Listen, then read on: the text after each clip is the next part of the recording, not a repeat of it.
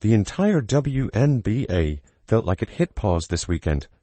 The Indiana Fever had just locked in a statement win, but then DeWanna Bonner stepped to the mic, figuratively, and torched the timeline as she puts Angel Reese and the Chicago Sky in their place. She kindly funked herself with Charlotte Webb after she shared a pose last night of, pretty much somebody congratulated her.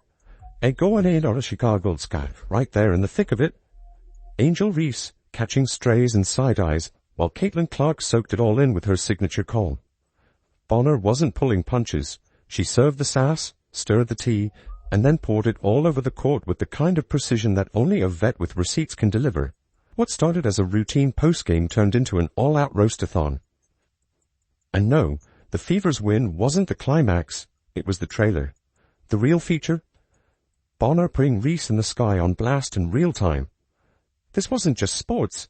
It was reality TV meets ESPN, and the reruns are going to hit different. From the very first whistle, you could feel the voltage in the building.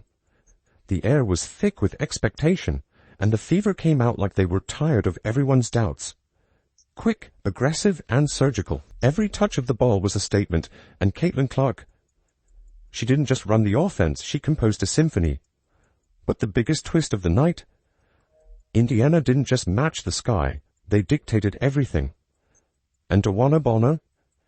She looked like she'd circled this game on her calendar, highlighted it, and scribbled, "Revenge," in all caps. DeWanna Bonner meant Indiana Fever became the third all-time WNBA leading scorer in history. Angel Reese came in with her usual attitude. Big talk, big gestures, but this time she ran into a different kind of fire. Not loud, not flashy, just ice-cold execution. Indiana smothered her like a bad rumor. She got her double-double, sure, but it felt like a stat for the box score, not the story. This game belonged to the Fever, and the mood shift was obvious.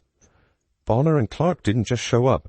They owned the place, and every move they made told Angel in the Sky, "This isn't your house." As the game wore on, the attention didn't stick to Reese because she was shining.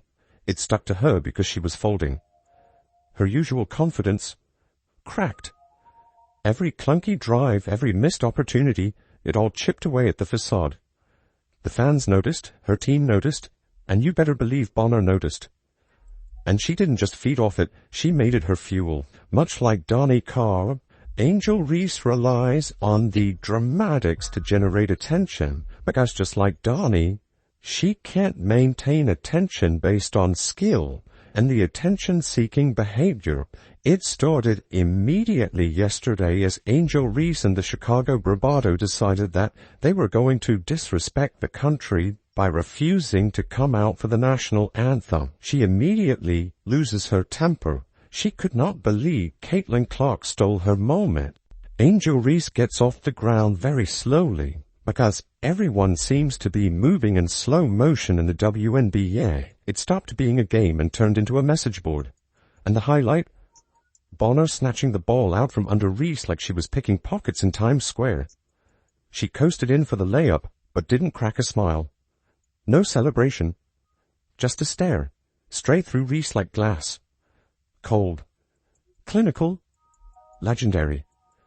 And then came the post-game post, casually flexing her performance while tossing a little digital shade at Reese and crew. The timeline didn't just react. It detonated. Reese, left picking up the emotional pieces, wasn't even holding the narrative anymore. The spotlight had swiveled away from her stats and locked onto Bonner's message. This wasn't a win. It was a declaration. A veteran just took center stage and claimed her territory in bold ink. Reese strutted into the arena like she owned the storyline. But from the opening minutes, it was obvious. This was going to be a pressure cooker. Every touch she got came with bodies. Every dribble came with traps. Indiana's crowd, ruthless. Bonner, even worse. There was no daylight, no rhythm. Just relentless intensity, like the Fever had a personal vendetta against her highlight reel. DB is somebody that, is Hall of Famer, like a legend, not only a good basketball player, a great person, a great leader, the strongest voice in our locker room is hers, and it's fun to have been around here now for about a month just to get to learn from her and soak it in, and I'm really happy she got to do it at the free throw line and all the fans could go crazy and cheer for her because she certainly deserved that moment, and it was really awesome to see and be a part of. Bonner didn't just play defense. She orchestrated a shutdown, And Clark? She was the steady hand, orchestrating plays while the sky scrambled to figure out what decade they were in. What looked like a game on paper turned into a masterclass in dominance and precision. Angel Reese tried to battle back, grabbing boards, diving for scraps, clawing at momentum like a contestant on a rigged game show. But something was clearly off. The usual confidence in her movements, that loud, proud energy she brings to the floor, it looked deflated. Her steps weren't commanding. They were searching. The Fever's game plan was like a heat-seeking missile, and Reese was the target. And Bonner? Oh, she didn't need to yell. She just moved like a queen in a chess match, locking eyes with Reese after every bucket, every stop, every humiliation. Her message was silent, but deafening. You're not ready, Joe. This is the pose. I'm gonna have to put allegedly on air because DeWanna Bonner deleted it. But allegedly, this is the pose DeWanna Bonner put on eggs. And instead, congrats to DeWanna Bonner. Chicago needs to get it together.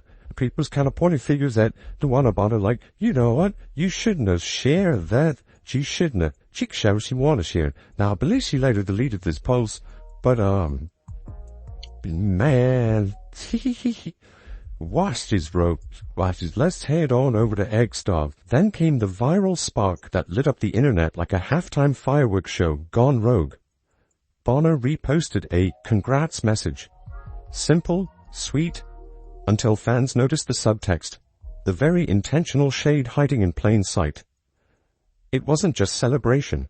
It was a precision strike at the sky and their golden child. In under an hour, the post had dissect threads longer than most college essays. People were zooming in on punctuation, emoji placements, even font choices, trying to decode how much salt was layered into the digital dagger. Angel wasn't just facing defeat. She was drowning in a sea of memes, commentary, and she's not that girl tweets. And DeWanna Bonner represents the old guard, if you will, not that she's acted like the old guard or in any of the stereotypical ways that the old guard have been portrayed, but just because she is and has been a fixture of the WNBA to the point where she became the third all-time leading scorer, obviously, in that game. And Bonner chose to go to the Fever, which surprised some folks, but shows you more so that it was a basketball-related decision. She knows it's a chance to win another championship. She knows it's a chance to, be a part of a great collective and group, a moment in time, a moment of support, and she expressed how much she was grateful. Suddenly, none of it was about points or rebounds or plus-minus ratings. It was about narrative control. And DeWanna Bonner, she owned the plot. Reese, once the face of swag and defiance, was suddenly the background character in someone else's feature, standing in the wrong light, looking more confused than confident. Meanwhile, at the center of the storm, doing absolutely nothing to stir it, was Caitlin Clark. No antics, no side glances, no fake tough guy moments, just surgical basketball. She ran the floor like a general, calling out screens, firing dimes, and dropping logo threes like she was printing receipts. While Reese was stuck in emotional quicksand, Clark was writing poetry in motion. Her game wasn't loud, it was lethal. The way she sees plays before they happen, that's not luck, that's legacy in the making. And then, boom, history. Caitlin Clark did what no one else has done. The first triple-double in a WNBA season opener. 20 points, 10 boards, 10 assists, no chest thumping, no look-at-me gestures, just cold-blooded numbers delivered with CEO-level composure. The crowd didn't cheer, they roared. And Bonner, who'd been delivering her own vintage performance, gracefully stepped back and let the sophomore superstar also have her spotlight. That's called respecting the moment. But the part that made headlines wasn't just the stats. It was what Caitlin did, or didn't do, when Angel tried to shift the vibe. Late in the game, Reese hit the floor after a hard foul from Clark and came up ready for a round two. You could practically see the steam. But Clark, she didn't flinch, didn't feed the fire. She turned, walked away, and gave the moment exactly what it deserved. Nothing. That silence, that was dominance. She knew what had just happened, knew the sky had been dissected, knew ESPN was already prepping the highlight reel in the takes. But she stayed quiet. Why? Because when you've got the scoreboard and the stat line, you don't need to shout. In a league where every post, play, and pout goes viral, sometimes the most savage thing you can do is nothing. I thought Angel Reese and Caitlin Clark were cool. But I don't know, man. The way Angel got up, she was like, look at that. Ooh, I mean, she was getting after it, fam. Oh my goodness. Now, the funny thing was Caitlin Clark sniffing, walking away. Hello, let me see if I get a good angle. Yeah, look. Why is Caitlin Clark face right here? What's it? And let's not forget, DeWanna Bonner made history too. She showed the league she's still elite and not here for mentorship cameos or token vet minutes. She didn't just hoop. She sent a message. Clark made headlines. Bonner made a point. Reese? She walked away with a wake-up call, wrapped in a loss, and delivered by two women who had nothing to prove, and still did. This wasn't just a game. It was a layered, cinematic takedown, a duel of generations, of composure versus chaos. And if tonight told us anything, it's that this new WNBA era isn't coming. It's already here, and it brought fireworks. If you're rocking with the fever, comment DB and CC down below.